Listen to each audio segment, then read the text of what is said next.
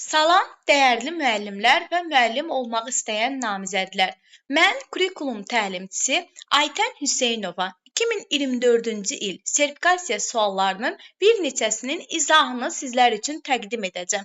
Və onu da qeyd edim ki, bildiyiniz kimi hər ay sınaq qruplarımız açılır.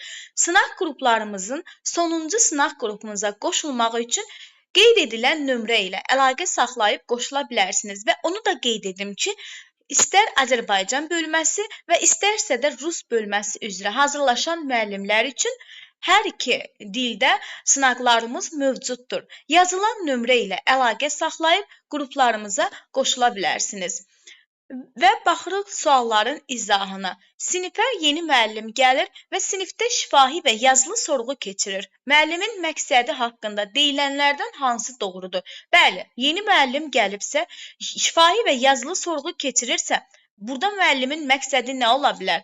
Əlbəttə ki, müəllim burada deməli, şəxsiyyət tiplərini öyrənməyə çalışır. Şagirdlərin hansı şəxsiyyət tipinə malik olduqlarını bilmək istəyir və uşaqları tanımağa çalışmaq istəyir.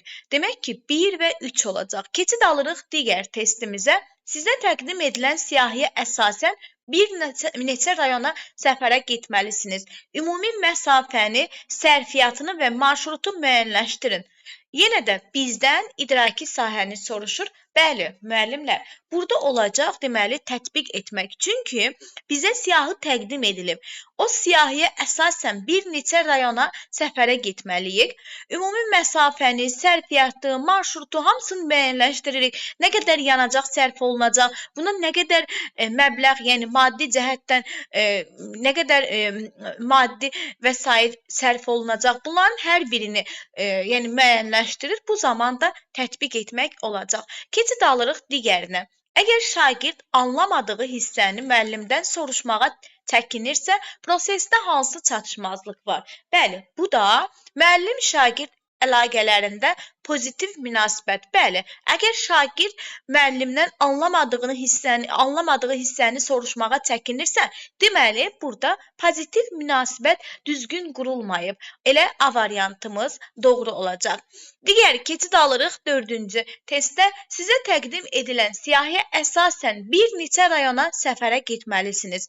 Ümumi məsafəni, bu məsafə üçün lazım olan yanacaq sərfiyyatının və ən effektiv marşrutu müəyyənləşdirin. Bax, müəllimlər, diqqət edək, burada ikinci suala bənzəyir, amma buradakı sualda qeyd edim ki, ən sözünü görürük, ən effektiv marşrutu müəyyənləşdirin deyirsə, bu zaman biz bir neçə fərqli, yəni ən effektivi bizim üçün hansı olar? Məsələn, tutaq ki, daha yaxın olsun bizə, yəni hansı yolla gedəcək, bizə daha yaxın olsun, yaxud da hansı marşrut daha az, yəni ki, deməli, burada yəni maddi baxımdan əlbəttə ki, yanacaq sərf edir, hansı az yanacaq sərf edəcək. Yəni hər birini ümumiyyətlə, yaxud da ki, ola bilər ki, yəni insan sayına uyğun olaraq, hər kəsin gedəcək insanların sayına uyğun olaraq, yəni hansı daha məqsədə uyğundur? Bəli, bunu müəyyənləşdirəcək. Ən effektiv marşrutu müəyyənləşdirirsə, ümumiyyətlə müəllimlər ən effektivini seçiriksə, bu zaman təhlil etmək olacaq. Keçid alırıq digərinə. Təlim nəticəsi niyə şagirdlərə əvvəlcədən elan olunur? Bəli, şagirdlərin hansı təlim fəaliyyətini, hansı ardıcıllıqla edəcəklərini önə çəkmək üçün, xeyr, dərsin əvvəlində şagirdin hansı bacarıqlara yiyələnəcəyini sonda aydınlaşdırmaq üçün. Bəli, müəllimlər, öncədən şagird bilməlidir ki, hansı bacarıqlara, yəni sonda nələr əldə edəcəklər, onu öncədən bilməlidir ki, ona da gedib çatmaq üçün, bəli, hər hansı bir fəaliyyətləri yerinə yetirsinlər. Keçid alırıq digərinə. Sizə 3 nəfərlik qonaqlıq xərci təqdim olunub, sonradan isə qonaqların sayı 20-yə artırılıb və buna görə də menyu üçün əlavə xərclər yaradaraq yenidən xərc hazırlayın. Bu zaman demək ki, 3 nəfərlik qonaq xərci təqdim olunub, əlimizdə var və sonradan qonaqların sayı 20-yə artırılırsa, Menyu üçün əlavə xərclər yaradaraq yenidən xərc hazırlamalıyıq. Bu xərci əlbəttə ki, artıq özümüzdən hazırlayırıq. Çünki artıq menyu yoxdur, əlimizdə yəni xərc təqdim olunmayıb, yəni daha doğrusu xərc təqdim olunmayıb və özümüzdən bunu ediriksə, bu zamanda yaratmaq olacaq. Keçid alırıq digərinə. Şagird çalışma edərkən səhvləri çox olur və bunu müəllimə deməkdən çəkinir. Şagirdin belə düşünməsi nədən xəbər verir? Bəli, müəllim şagird münasibətinin zəif olmasından xəbər verir. Müəllim-şagird münasibətləri demək ki, burada zəifdir. Summativ qiymətləndirməyə aid deyil. Müəyyən olunmuş vaxtda məktəb rəhbərliyi tərəfindən keçirilir. Bəli, bu doğrudur. Müəllim müşahidəsinə, xeyr, müşahidəyə əsaslanan formativ qiymətləndirmədir. Gündəlik qiymətləndirmə müşahidəyə əsaslanır. Keçid alırıq digərinə. Dərs zamanı iki şagird anidən mübahisə etməyə başlayır. Mübahisə getdikcə böyüyərək konfliktə çevrilir. Müəllim verilənlər qarşısında özünü itirərək nə edəcəyini bilmir və şagirdlərin hər ikisini cəzalandırır. Verilən situasiya ilə bağlı yanlış fikirləri müəyyən edin. Müəllim mövcud situasiyada deməli ən doğru addımı atır. Xeyr, əslində doğru addım atmır. Elə biri bu yanlış olar. Daha sonra müəllim problemin qarşısını necə almağın lazım olduğunu bilmir. Əlbəttə ki, bilmir, amma bizdən yanlışı istəyir. Müəllim baş verənlərə ani reaksiya verir. Bəli, ani reaksiya verir, doğrudur. Müəllim problemin qarşısını necə almağın lazım olduğunu bilir. Xeyr, bilmirdi. Deməli, biri də bu olacaq. 1 və 4 olacaq. Müəllimlər yanlış olanı istəyir. Məktəbdə valideyn iclasları zamanı hər müəllim ayrı-ayrı sinif otaqlarında əyləşir və valideynlər növbə ilə müəllimlərə yaxınlaşaraq öz övladları haqqında fərdi müzakirələr edirlər. Valideynlər iclasının belə şəkildə keçirilməsinin səbəbi aşağıdakılardan hansıdır? Bəli, burada valideynlə konfliktlərin olmaması üçün xeyr, bu yanlış olar. Konfidensiallığı, bəli, konfidensiallığı qorumaq üçün fərdi müzakirələr aparır ki, yəni gizliliyi qoruyub saxlasın. Keçmiş davam edici zamanın düzəlmə qaydası necədir? Bu tapşırıq idrak taksonomiyasının hansı mərhələsinə uyğundur? Anlamaq, yaratmaq, dəyərləndirmək. Xeyr, bu xatırlamaqdır. Çünki keçmiş davam edici zamanın düzəlmə qaydası bu fakt olaraq var, yəni bir tərif kimi qeyd edilib və şagird də yaddaşa, hafizəyə əsaslanıb xatırlayıb bunu qeyd edəcək. Daha sonra şagird həm dərsi oxumur, həm dərsə marağı yoxdur, həmçinin daima dərsə hazırlıqsız gəlir. Bu məsələni araşdırmaq üçün müəllim əvvəlcə onun dostları ilə sorğu-sual edir, ardınca sinif rəhbəri və valideyni ilə söhbət edir. Müəllim şagirdə həssas yanaşaraq emosiyalara yönəlik rəy verməsi, xeyr, yanlışdır. Müəllimin ictimai etimad qazanmaq istəməsi doğru olmur. Müəllimin mədəni davranış nümayiş etdirməsi və müəllimin şagirdə həssas yanaşaraq onunla maraqlanması. Bəli, burada bu məsələni aydınlaşdırmaq üçün onun dostları ilə, daha sonra sinif rəhbəri, valideyni ilə, deməli müəllim həssas yanaşaraq onunla maraqlanır. Bu doğru olacaq. Keçid alırıq. Digərinə şagirdlər qazandıqları nailiyyətlərə sevinmirlər. Bu da onlarda özünə inam hissini azaldır. Müəllim hansı addımı atsa, şagird üçün effektiv olar. Deməli, şagirdlərə ancaq çətin səviyyəli xeyr tapşırıqlar vermək, bu yanlış olar.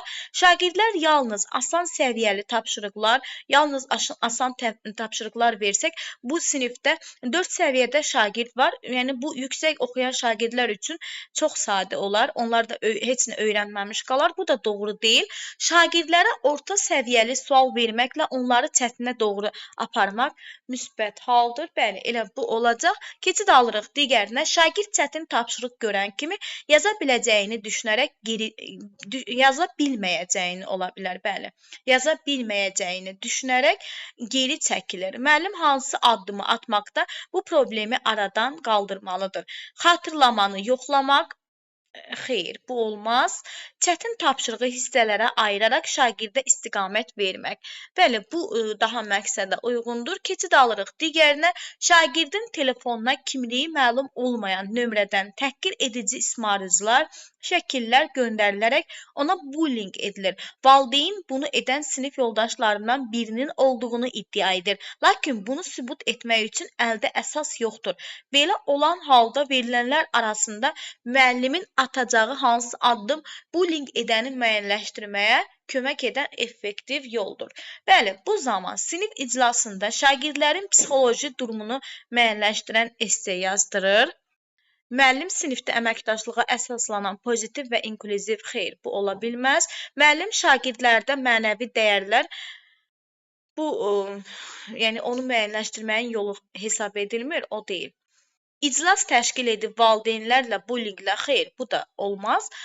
Bullyingin qarşısını almaq olar bununla. Bu el A variantı olacaq. Keçid alırıq digərinə. Şagird özü qərar verməkdə çətinlik çəkir. Müəllimin hansı addım atması effektiv hesab edilir? Deməli, burada müəllimlər şagirdə münasibətlərin idarə edilməsi bacarığını formalaşdırmaq xeyr, bu olmaz. Çünki effektiv hesab ediləni istəyir bizdən. Müəyyən konseptlə bağlı nəticəyə gəlməsi üçün ona ehtiyacı olduğu qədər vaxt vermək, bu da əlbəttə ki, olmaz. Digərinə keçid alırıq. Bəli, bunu oxudum. Digər şagirdlərlə ünsiyyətə cəlb etmək, xeyr, bu da yanlışdır. Şagirdlərin özlərinin öyrənməsinə nail olmaq, elə biri bu olacaq. Şagirdin səhvlərinə düzgün cavab vermək, bu da olmaz, bəli. Şagirdlərə düzgün şərait yaratmaq. Bəli, düzgün şərait yaratmalıyıq ki, qərar verməkdə çətinlik çəkməsin. Biri də elə bu olacaq. Keçid alırıq. Digərinə şagirdə stimul vermək. Bəli. Hər bir, yəni ani bir qərarlar verir. Ümumiyyətlə kiçik bir qərar verməsində belə ona stimul verməliyik ki, o yəni bütün qərarlarını özü verə bilsin. Elə 4, 6, 7 olacaq. 8-ə də baxaq, qərarlarını ifadə etməsinə istiqamət verməyə ehtiyac duymamaq, xeyr, bu tamamilə yanlışdır. Müəllim tərəfindən lövhədə və ya iş vərəqlərində dairə çəkilir və şagirdlərə onun mərkəzində yazılmış anlayış ilə bağlı söz və ya ifadələr söyləmək tapşırılır. Burada da, bəli, mərkəzdə iş vərəqlərinə dairələr çəkilir, kənarda yazılmış anlayış ilə bağlı mərkəz, bəli, bu klaster olur, şaxələndirmədir bu. Şagird təlim prosesində özünə qarşı inamsızlıq nümayiş etdirir. Müəllim bu halı düzəltmək üçün hansı addımı atmalıdır? Bəli, bu zaman olacaq demək ki, tez-tez valideyn iclasları keçirməlidir. Xeyr, bu yanlış olar. Şagirdlərin güclü cəhətlərini vurğulamalıdır. Bəli, bu doğrudur. Şagirdlərin zəif tərəflərini xeyr, yanlışdır ümumiyyətlə. Şagirdlərə yoldaşlarının biliklərini refleksiya tamamilə yanlışdır. Yanlış olacaq. Şagirdlərə öz biliklərini, bəli, öz biliklərini refleksiya etmələrinə şərait yaratmalıdır. Elə biri də bu olacaq. Digərinə baxırıq. Məxfiliyi qorumalıdır. Bu da ümumiyyətlə buna uyğun deyil. Şagird problemlərinin ümumi müzakirə yol verilməzdir. Şagirdlərdə özünə inamı artırmalıdır. Elə biri də 8 olacaq. 2, 5, 8. Keçid alırıq. Digərinə müəllim şagirdlərə verdiyi tapşırıqların formatını dəyişir və şagirdlərdə bu halla bağlı problemlər yaranır. Həmçinin valideynlər də narazılıqlarını bildirirlər. Müəllim hansı addımı atsaydı, belə halla qarşılaşmayacaqdı. Yeni tapşırıq tiplərinin daha faydalı olacağını şagirdlərə bildirməli idi. Deməli, baxaq. Elə biri bu olar, bəli. Sonra köhnə tapşırıq tipi ilə yeni tapşırıq tipini əlaqələndirməli idi. Xeyr, bu yanlış olar. Müəllim sonda valideynləri tapşırıqların dəyişdirilməsi ilə bağlı məlumatlandırmalı idi. Xeyr, bu da uyğun gəlmir statisiyaya. Sonra digərinə baxaq. Müəllim əvvəlcədən valideynləri tapşırıqların dəyişdirilməsi ilə bağlı məlumatlandırmalı idi. Formatını dəyişir. Bəli, dəyişirsə öncədən yəni bunu qeyd etməli idi. Elə biri də 4 olacaq. 1, 4. Sonra, deməli, müəllim şagirdlərə verdiyi tapşırıqların formatını dəyişməməli idi. Xeyr, bu ümumiyyətlə uyğun deyil. Müəllim şagirdlərə verdiyi tapşırıqların formatını direktora bildirdikdən sonra dəyişməli idi. Bu da yanlışdır. Müəllim əvvəlcədən şagirdləri tapşırıqların dəyişdirilməsi ilə bağlı məlumatlandırmalı idi. Doğrudur. Əvvəlki tapşırıq tiplərinin şagirdlər üçün daha faydalı olacağını valideynlərə bildirməli idi. Bu situasiyaya uyğun deyil. Yeni tapşırıq tiplərini şagirdlər üçün daha faydalı olacağını valideynlərə bildirməli idi. Elə bu 1, 4, 7, 9 olar, bəli. Keçid alırıq sonuncu suala. Şagirdlər şarlardan şirə, çöplərdən və deməli şirə, çöplərdən və plastik şüşələrindən istifadə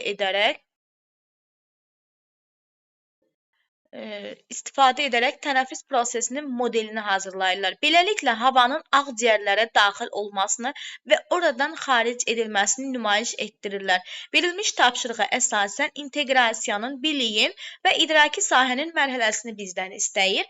Burada da müəllimlər əlbəttə ki, deməli şarlardan, şirə çöplərindən tənəffüs prosesinin modelini hazırlayırlar. Havanın necə insan həyatına təsir edir, necə ağciyərlərimizə. Deməli bu həyatla əlaqələndirirlər. Bu da fənnüstü olur. Fənnüstü demək ki, prosedural və tətbiq etmək, bəli. Belə müəllimlər, məni dinlədiyiniz üçün hər birinizə təşəkkür edirəm. Kanala abunə olub şərh yazmağı unutmayaq. Çox sağ olun.